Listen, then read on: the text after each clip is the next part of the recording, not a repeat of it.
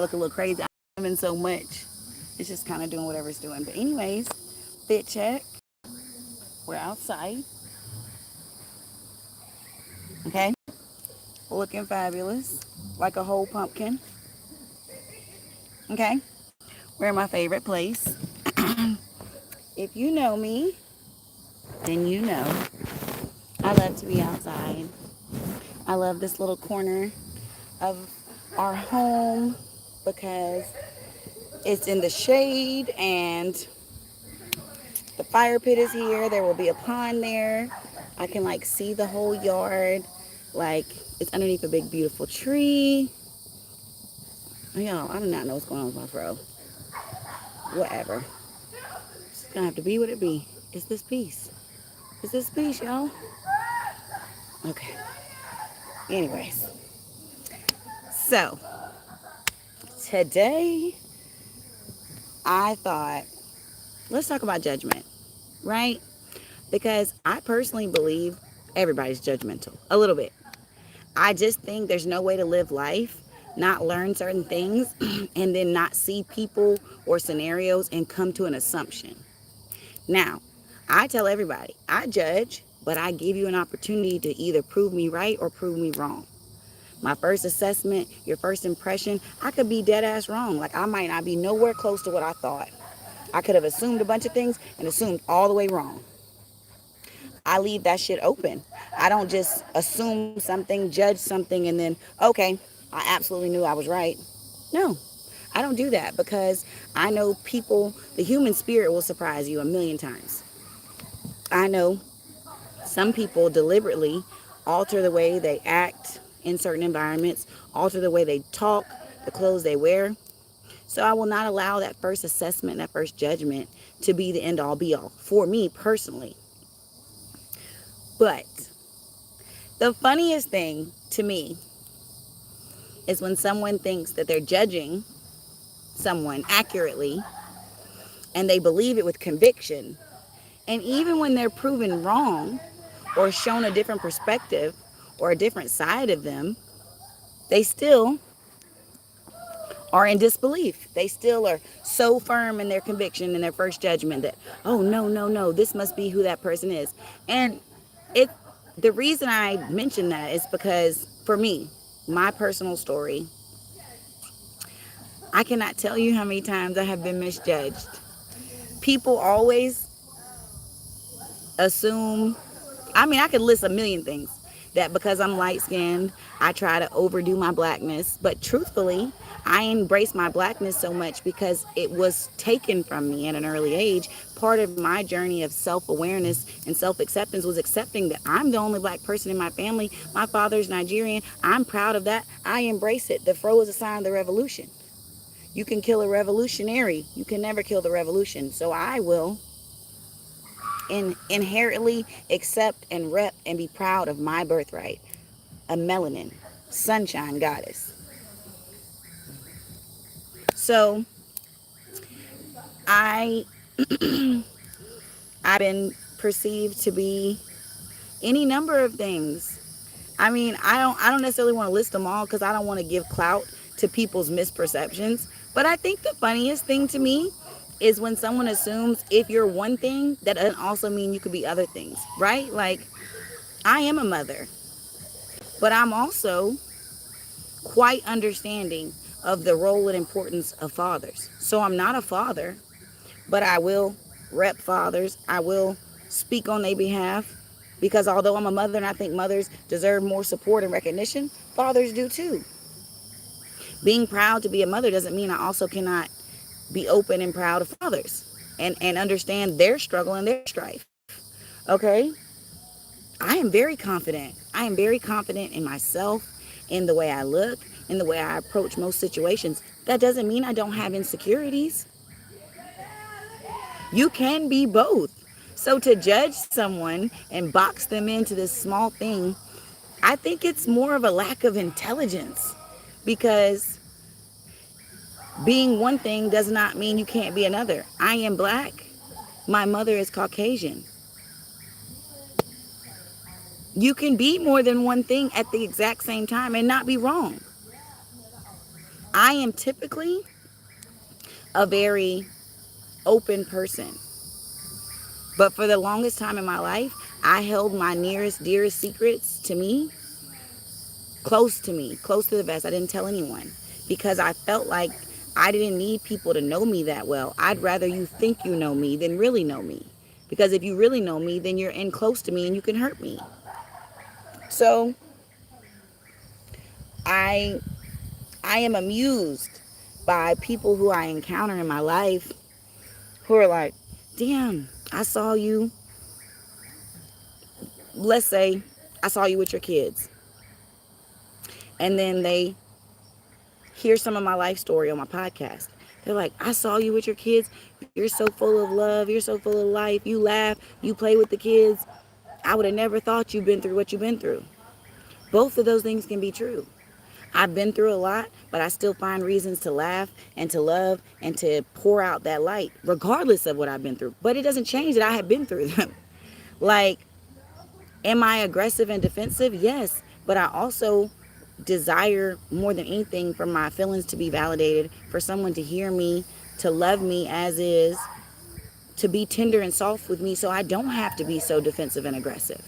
That doesn't mean that I cannot still be defensive and aggressive. I can.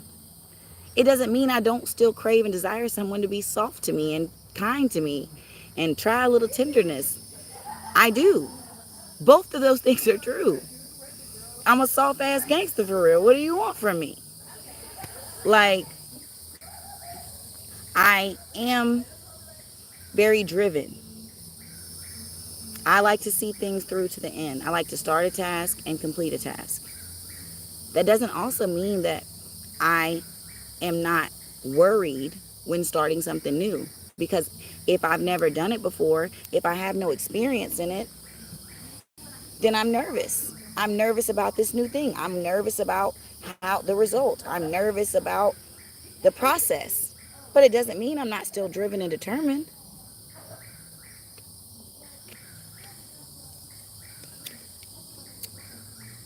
I've made a lot of money in my life.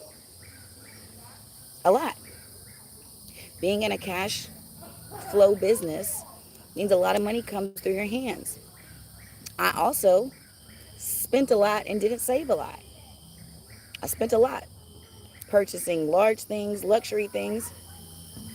But just because I made a lot of money and bought a lot of things doesn't mean that I still have those things today. It means I did that, made a poor choice, and I don't have those things.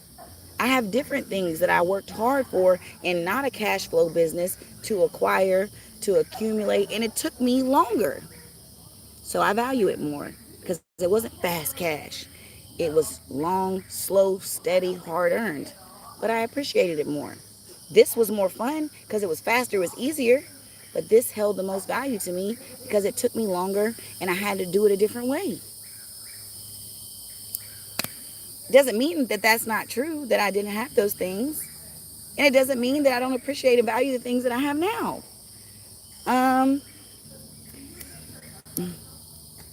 the judgment to me that if you think you know me and you've come to a conclusion about me, but have you had a conversation with me? Have you been in my presence and absorbed my energy? Because I'm probably one of the most realistic, thorough bitches you'll ever meet in your whole life. At this stage in my life, I don't waste time telling people lies. I don't try to convince you to believe me or to trust me or to follow my lead or to take my advice. I just don't. I just say it and leave it. Either you will or you won't. Either you'll find value and wisdom and knowledge in what I've said and the journey that it took me to get here, or you won't. I don't feel the need to press it, to try to advertise it to you, to try to convince you, because ultimately, I know. Ultimately, the people who do spend the largest portion of time with me, all of our children, my husband, any friends and family, they will tell you exactly who I am. I do love all children. It's why there's always children at my house that aren't always my children. I always said because of my childhood, I would create a safe haven for children in my home. That you can come here, you can be comfortable here, you can have fun here, you can be safe here. And I don't mind because I love the energy that children bring. Children bring a youngness and a vitality and a vibrance to my life. So I love all children. I love my husband. Despite anything that anybody has to say, it will never change who he is to me, the love I have for him, or the way I view him. My frustration, my anger, my disappointment will not change my love. I do ultimately believe in myself, in my path, in my journey, in my vision, my strength. Those aren't fake. Because sometimes I worry that I might be making the wrong choice doesn't mean I don't trust my vision. I just like to think things through. Because I am angry about a situation doesn't change that I love my husband. That is true. Because sometimes I don't always get to say over the actions kids make when they're not around me, or the influences they have, or the choices they make. Doesn't mean I love them any less, or would stop welcoming them to come to my house. It means I might fuss at them when they come here. It means I might tell them that I expect better. Doesn't mean I would close my door to them. Doesn't mean I would ever close my heart to them. So for me, I notice that people who tend to put themselves up on a high pedestal, they tend to have the most judgment for other people. People who are deep in the church or think they have a great career, they're so judgmental of lesser people when ultimately the moral fabric that makes them is less than a bitch like me. Because I am dependable and truthful and upfront and secure in myself and pouring out love and light. That is my truth. And I don't need to put myself on a pedestal to talk down to other people, to judge other people, to do that. But the people who put themselves on a pedestal, who think that they are this, that, and the third, and judge other people, it always makes me question, why? Why are you judging that person? Why are you so confident that God sent you here to judge this person and their path and their story? Maybe God sent you here to learn from them, to watch, to be better yourself, not to judge them. But I do notice it a lot with people who are heavy in church, heavy in their career, and they think that that's what made them and made them better. Like people who, let's say, never grew up in the hood. Suburban people, rural people, they tend to judge these people so poorly. But ultimately, I've seen some of the worst things, some of the most unexpected, some of the grimiest things from people who spend a lot of time in church, who spend a lot of time dedicated to their career, who never spent one day in the ghetto or the hood or the slums. And they're the grimiest. They'll kill their wife. They'll steal from their mother. Like, these people be doing bad things, but they hold themselves to such a high standard. But then I meet regular people like me who are accepting and accountable of my flaws and my strengths and my weaknesses. And I hear such a harsh judgment, but I wouldn't do half the bad things that you did. So why are you so comfortable judging me? It's crazy to me because although I might judge you in the beginning, I'm going to allow you to show me who you are. I'm not going to allow that one judgment to dictate who I think you are overall as a person. I will allow you to show me. I don't care where you came from. I don't care what school you went to. If you never went to school, I don't care how much money you make or your fucking credit score. I don't care what religion you practice. I want to know the human that you are, the character, your moral fiber. I don't care if you pray every day or you've not said a prayer since you were 7 years old. It's not going to make me think that I should judge you and cast you out, or I should belittle you or think you're less than, because you have to show me a reason to think those things. I can assume you might not have money because you got on busted shoes. But the next thing I know, You're taking a nigga on a cruise. So them busted shoes was for a purpose. You don't spend money on your shoes because you like to spend money traveling. Like, I will allow you to show me exactly who you are. I might be guilty of a first impression judgment, but I think most of us are. But I think the thing that sets me apart is that that first impression judgment will not be the all be all for me, because I don't look at you and think I'm better than you. I will allow you to show me exactly who you are. So y'all, it's got dark out here. So I guess I'm gonna have to wrap this up. So you guys tell me what you think. Judgment. Why are we so quick to judge someone else? Why do people tend to put themselves on a pedestal and not truly take the time to understand that we have more in common than we do that separates us? That the things that you think make you so much better might make you equal or less. That the things that you pride yourself on, and that's what uplifts you and make you feel so great, might not be what the next person prides themselves on. So you're judging them without knowing them. You're judging a small corner of the picture without taking the time to view the whole portrait. And the whole portrait is probably beautiful. I don't get it. Because although I am mildly judgmental, I still embrace people and allow them to show me exactly who they are. So I want to know what you guys think about why we're so quick to judge. Why do you think people put themselves on a pedestal and judge other people so quickly, so harshly? And what do you think we could do to be less judgmental? What do you think I could do? Because that's something I have been working on, not seeing someone and making an impression, but allowing them time to give me the exact idea of who they are. I love you guys. You fucking with a real one. The merch is coming soon, y'all. Yay!